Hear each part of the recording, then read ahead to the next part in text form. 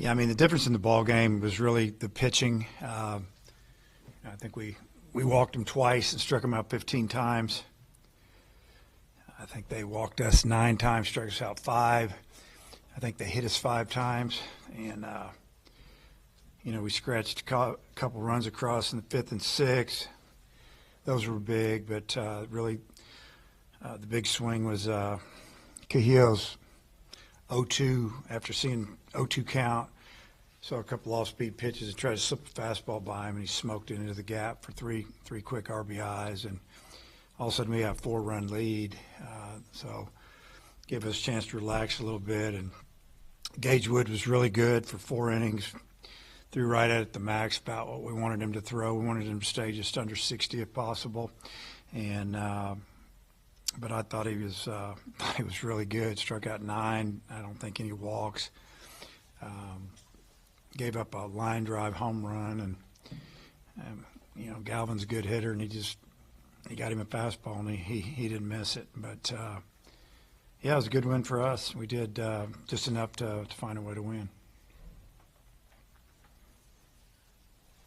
For Gage, I mean, not only just coming back, but looking this good the past 2 weekends, how big is that for his confidence? And was this kind of what you were expecting, maybe, given what you've seen from him, bullpen and rehabbing and everything, that it would be such a seamless transition those last 2 starts? Probably a little better than I thought. I mean, honestly, it's like he's picking up right where how he was throwing the ball in Arlington, which was really good when he took himself out of the game. Just peppering both sides of the plate. This is his 3rd time out. The first time he really didn't have breaking ball. Last week at Florida, he had a good breaking ball. Tonight, he had a really good breaking ball. His fastball's electric, and got a lot of carry, tough to hit. And when he's ahead in the count, it's tough to hit. And yeah, probably, pretty excited about what I'm seeing. And then you follow that with Gabe and Aiden, I think second straight game 2 that you've gone with that approach. I mean, what is it about, obviously 3 really good pitchers. Is there something that maybe makes that combination a little extra difficult, just having them follow each other like that? I don't know if it's anything different to the other team or their hitters. We just, obviously we had a chance to win the game, and you're playing a team that's ranked number 1 in the country. They don't lose very many games. They're explosive. They can come back. We just felt like those are the guys we needed to go with. Had a chance to win it. Let's win it. Coach, commanding pair of wins here against number 1 Texas after a rough few weekends. What was maybe said or done since last weekend to facilitate this kind of a bounce back? Well, probably more than anything, we got a little rest. And, guys, I've said it, the Southeastern Conference is tough, man. There's not much difference between the best team in the league and the 8th best team in the league. 1 through 8, probably pretty close. And, sometimes just about who's healthy, who's hot, whatever. We didn't say, hey, we've got to win this series and we've got to do this. No reason to throw that on them. These guys are smart. They know what's up. I think they just been solid, coming back, getting a little bit of rest, playing at home. Just doing what we need to do, and that was obviously win this series, and we have a chance to sweep it, so we're going to do everything we can to do it. What was your perspective on that play in the 7th, where Helfrich caught the foul pop-up and the LA were able to double him up? The 2 runners didn't know how many outs there were. That's about all I know. I couldn't believe. I looked up, and I was just hoping Ryder would catch the ball. I look up, and I see one guy standing at 3rd, the other guy's halfway to 2nd. I was a little confused. We started screaming to throw the ball to 1st. I think the umpire thought we were yelling at him because he started saying stuff. But, I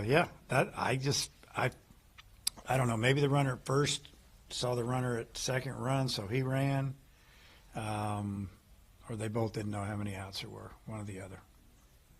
And when you drew it up, did you want to go 4 for Wood, 3 for Gackle, 2 for Jimenez, or is that just kind of how it played out? Well, it'd been nice if Gackle could have gone another inning, but he gives up to 60 pitches, I think, and we just felt like that was enough. And we've got a lot of guys that can pitch tomorrow, as they do. So, that we just felt like we don't just go for it. With Gage, he was keeping them off balance. I mean, with his pitch selection, like they were just guessing a lot at that.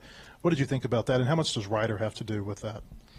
Well, Ryder has a lot to do with it. I mean, he's got pretty good feel back there, and Gage can shake him if he wants, or we call in a pitch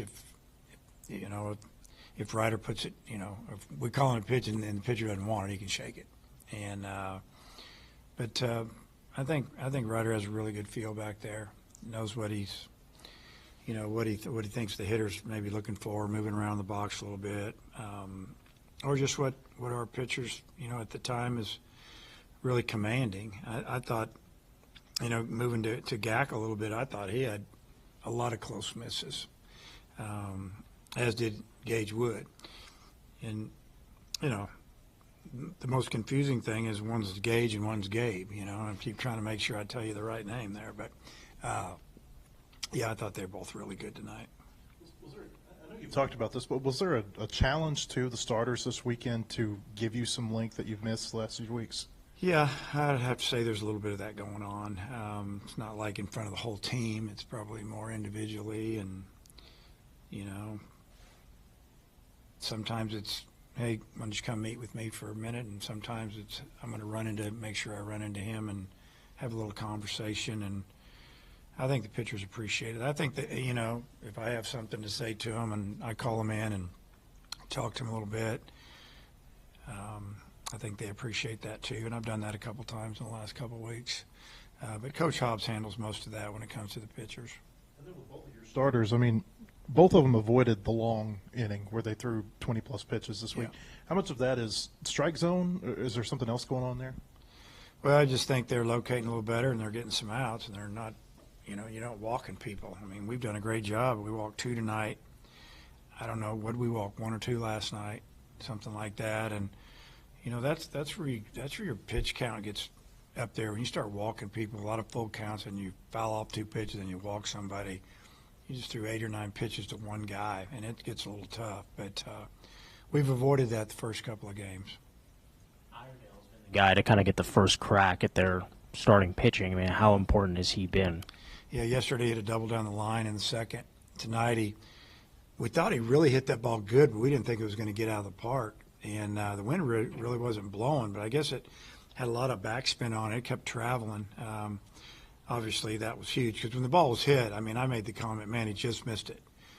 And then it kept going, and yeah, it spun out of there. But no, it's good to see him, contributing and, going the other way like that. It was big. I think he got hit by 2 pitches tonight, and maybe he had a walk. He was on base a lot. And then when you're able to jump out to a big early lead, do you think that makes teams kind of more prone to falling asleep on the bases later? Or? I don't know. I don't know what happened there. I don't think so. I just think, I don't know. You have to ask Sam on that one. The Texas starter, he was avoiding fastballs against the Aloys in the second inning. He didn't throw one to Vahiva, and then he didn't throw one to Cahill until the double that he hit. Yep. I mean, what can you say about just staying locked in and taking advantage of that one pitch that he got?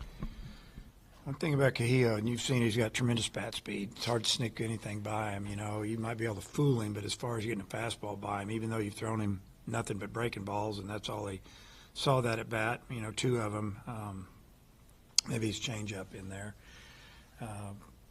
Yeah, it was just a great job of recognizing the pitch and just, hammering it. The ball kind of backed up. It didn't hook. It kind of started moving to the right. Excuse me. Do you know who you're starting tomorrow? No, not yet. Not 100%. We were just talking about in the dugout a little bit, but I'll tell you this: it'll either be a right-hander or a left-hander. So. Yesterday, we forgot to ask you an update on Wiggins. Do you have the results back from that second MRI? Yeah, so far so good. Just let it heal. So that's what it is right now. So that's good news. Feels like once a weekend we ask you about a nice Vahiva play. That one in the 5th when they had runners on 2nd and 3rd, he makes it look so routine. Can you speak maybe to the difficulty of that play, what makes it difficult, and why it just makes it look easy out there? He really attacked that ball. It was hit to his right, and him cutting down the distance between the ball, him and first base, and then the release accurate, definitely saved a run there. I mean, he could have, he could have thrown that ball away easy. Plus, the grass is wet. I think that's a little bit what happened on the second play when he made a throwing error, which is very rare for him.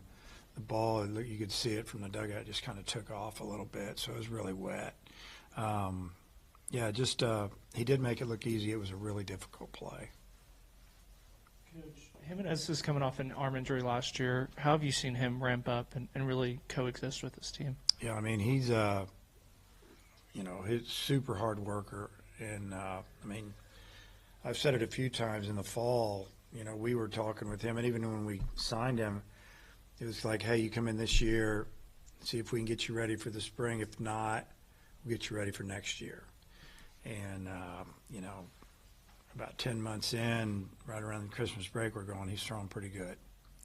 So we just got to take our time with him, and he just keeps getting better and better, and he's big and strong, and you saw it, he's throwing 96. I don't know, maybe touched 97 or not, but, he's just a hard worker. He's strong, and he's way ahead of schedule. It's time to head to the track as the first leg of the Triple Crown, the Kentucky Derby, is here. BetOnline is the world's most trusted betting platform and your number one source for all your Kentucky Derby info and sports betting action. With the largest selection of odds on everything from the NBA and NHL playoffs to the MLB and UFC and boxing, BetOnline has you covered for all your online wagering information. In between games, head over to the BetOnline Casino with all the top Vegas-style games, including poker and live casino. BetOnline, the game starts here.